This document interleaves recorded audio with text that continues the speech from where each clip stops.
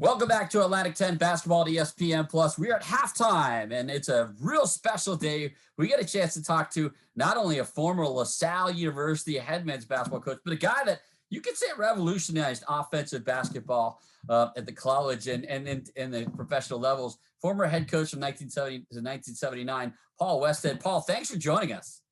Thank you very much. I have great memories of my LaSalle days, and I eventually became the fast break coach nationally, internationally, but it all started at LaSalle, with a little point guard who's so fast I couldn't hold him back, Charlie Wise from Cape May, New Jersey, and Joe Jelly Bean Bryant, who did everything and anything with speed.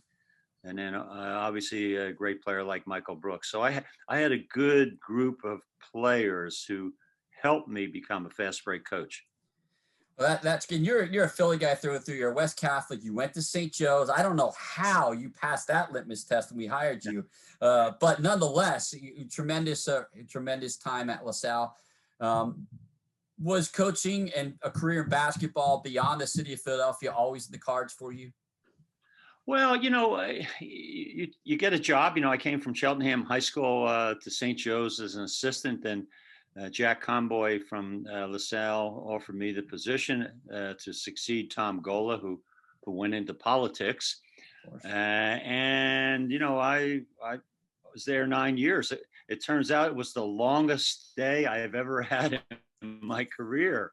So, I was happy, but I got a call from Jack McKinney, who got the Lakers job. He said, "Would you be my assistant?" I said, "Give me 5 seconds to figure that out." So off I went to Los Angeles. And win a world championship as well with some pretty good players there. Yeah, pretty good players with Kareem Abdul-Jabbar and Magic Johnson. And the irony of all that is we won that championship back in my hometown of Philadelphia at the Spectrum against the Sixers. Yeah, no doubt about it. We all remember that all too well. When did you start formulating, your offensive style, and was it back at LaSalle? You mentioned those players. Did you just elaborate on that? Yeah, well, at LaSalle, I was fishing around with it. Also during the 70s in the summer, I went to Puerto Rico and coached in the summer league down there. With a number of other, NBA coaches. Jack Ramsey was down there. Red Holzman was down there. So it was a long tradition of Americans going down and coaching. And the Puerto Ricans, quite frankly, they didn't want to run offense. They wanted to catch and shoot. Okay. I said, wow, this is pretty good. So they helped me in the 70s. So everybody knows about it. It's up tempo. It's fast paced. It's hit 3-pointers. It's go. Go. But there's got to be more science to it than that. So give us how you would break down what the offense is. Well, there really isn't more science to it, but you could learn in about 20 seconds. Every player, all 5 players, have a designated spot to run to, and the key is that you go as fast as you can every possession. And therein lies the rub. Basketball players really don't want to play fast. So they'll run a couple fast breaks and then take their time. Run a fast break, take their time. My system is 100 possessions, 100 speed games, faster than the last one. And there's no trickery. It's pure hard work running that style. And a lot of fun too, certainly as the NBA game has become more and more offensively focused, and you see games routinely in the hundreds now. You clearly were ahead of your time. Yeah, it's kind of interesting. They are scoring more. I had a kind of a mediocre team when I coached the Denver Nuggets, and we averaged 120 points a game. I don't know if that has been replicated, even with the high scoring now. And you have to remember, when you say average, it's really important, because somebody can always get 123 points or 131 points, yes. But then they score 80 the next time. But to average 120, that's hard work. Paul, you've been everywhere. I shared the story with you just before we rolled tape here, so to speak, using an old term, that I got a chance to call one of your games, and that was one year with Phoenix Mercury of the WNBA. I got a call late on a Saturday night, said they need you at Madison Square Garden. Went up there. called that game. You beat Becky Hammond and the Liberty in that game. But it's just one of your many stops. We talked about your time in the NBA with the Lakers and of course the Nuggets. But now it's just and obviously the book is coming out. And tell us the name of the book. I hope I got it right there earlier. But the Speed Game, my Fast Times of Basketball.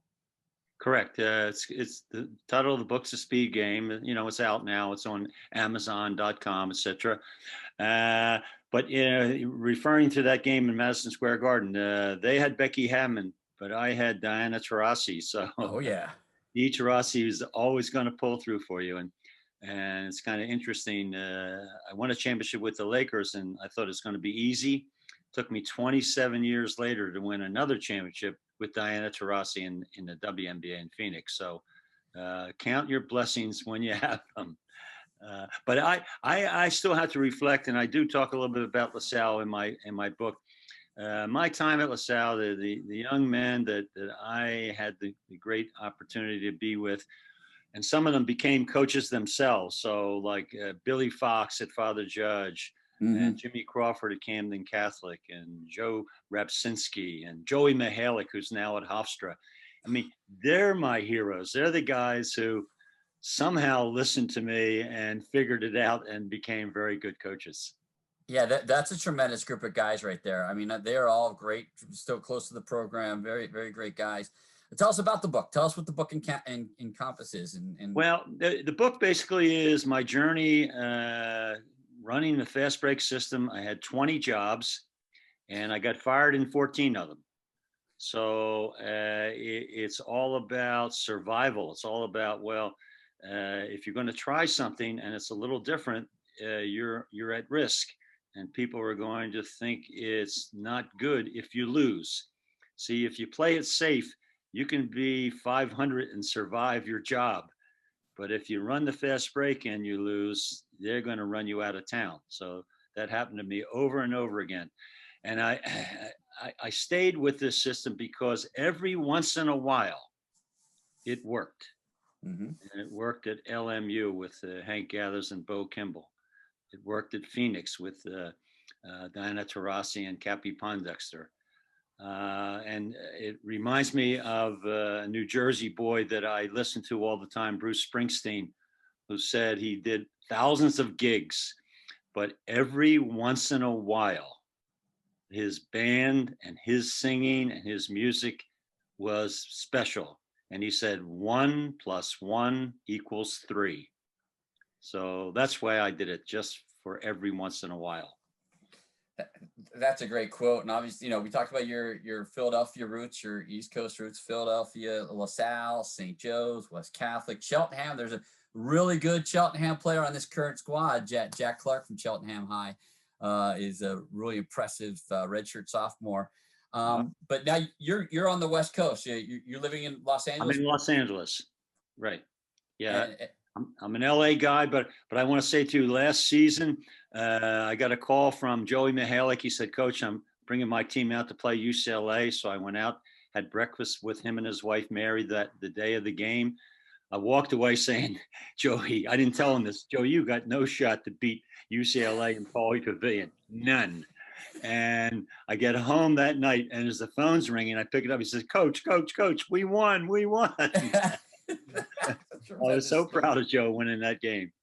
Well, we're proud to call you that we had you for a big chunk of your career, and you were able to develop the inklings of this revolutionary offense upstairs in Heyman Hall. By the way, my backdrop, this is where you used to, can you believe it? This is where you used to practice. This is what it looks like on game night now, the old Heyman Hall, which is now. Wow. That's not the Heyman Hall I remember.